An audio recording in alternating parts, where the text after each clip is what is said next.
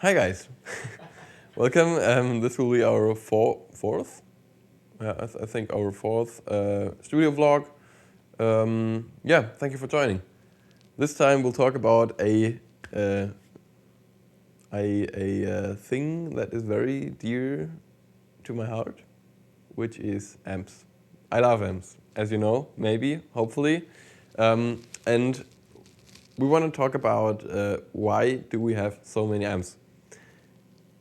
It might be crazy to think that in a time where Kemper rules the world and XFX 3, maybe 2 now, um, why would you want over 2 dozen weird amps?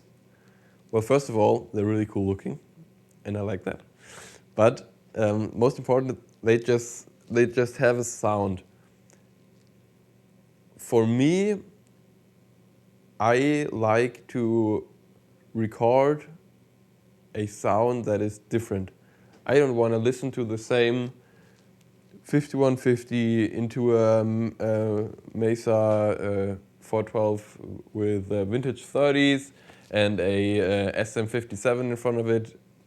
If even that, maybe the Kemper too. I don't want to listen to something like that. I've heard it so many times. I'm really sick of hearing these standard guitar sounds.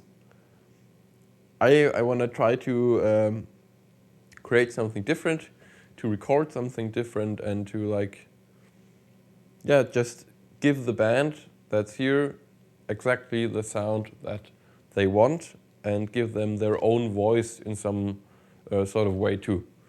And I think that is something that you can only get when you have actual amps in your room and a bunch of cabs, and you can mix and match almost all things, and all have their different purposes and their own different quirks. And you know, if you want to have a JCM 800 sound, sure, you can either rent a JCM 800, they're all over the place, or you can buy one, or you could use your Kemper. That's a sound that is very well known and that is rather easily reproduced. And that's just listened to so much that there are a lot of reproduction from that sound simply. But if you look at some of the amps that we have, like we got the Echo Bell 50 GR, I think, which is like a 60s Italian-made amp with an extra fuzz input. So I got a fuzz circuit built into this 2x10 combo, which is just mega gnarly and sounds like everything's gonna explode and there's a bunch of bees buzzing in your speakers. But show me the Kemper profile for that. You won't find it. And that's the thing. And that's only for the amp. That's not even for the different mics that you can use, the different mic techniques that you can use, the room that you're in, which is a big influence. Even if you don't record the room sound, you'll still hear the room a lot of times. And it just opens, or me at least, it just opens so many possibilities to record a guitar sound. Take an amp, match it with a cab. Take a microphone you like, or take a bunch of microphones that you like, and put it in front of the amp, put it way off the amp, put it on the back of the amp, put it in the corner, get a bunch of room mics, mic the wall. Just, for example, we like to put a Sennheiser MD21 just on the floor so that you get all the room resonance and stuff.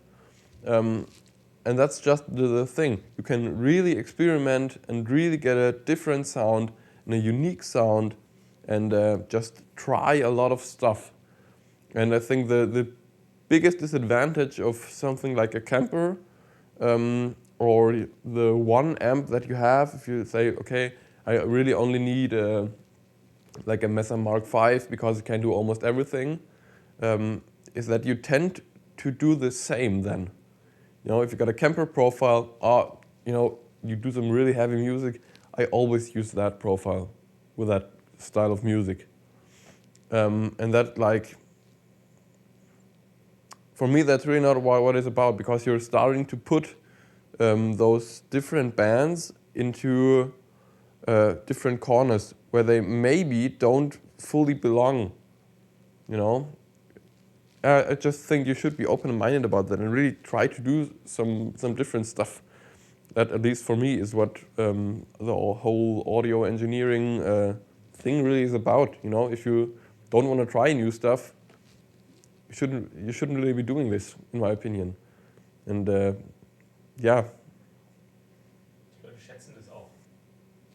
Oh yes, and that's also something that we've learned or also heard from a lot of customers that were here or bands that were recorded here, that they really like that we do that we really take the time to dial in their amp sound, that we sometimes we tried 10 different amps and different combinations just for one rhythm guitar sound, and that's not even talking about the whole doubling thing or sorry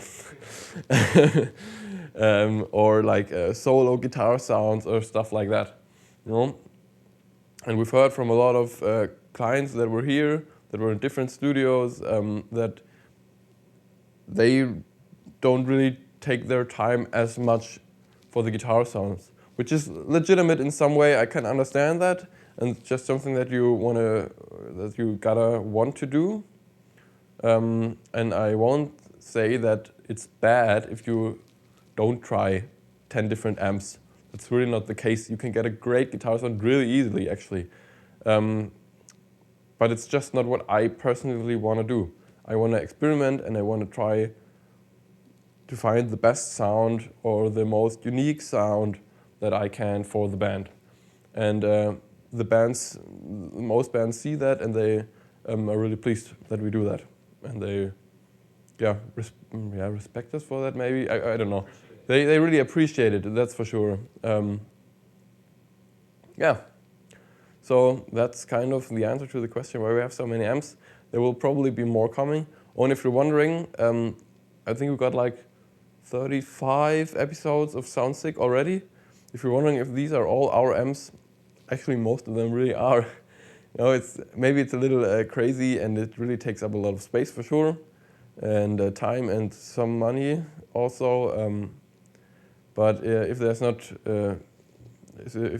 no like wave to a friend of ours in the description, then these amps really are all owned by us and can be used in the studio, of course. Therefore, yeah. I don't know. What are your thoughts about that? Are you a Kemper guy? I totally understand if you're using Kemper on tour, for example, but that's a whole different thing for me. So yeah, tell us, how many amps do you own? Do you own only one amp? Do you own no amp at all? Do you love your little red pocket pod? I don't. But yeah, tell us what you like about that and how you approach recording guitars and bass. Because that is, for me, one of the main focus points here. That's one of like our kind of a signature too, I'd say, that we try to find these guitar sounds that other people might not try to find. Yeah, tell us. If you like this video, please click like and subscribe, and maybe also hit the notification bell, because YouTube is a little bit stupid for doing that to us, but that's just how it goes. So yeah, I'd be happy to read your comments. Goodbye, take care.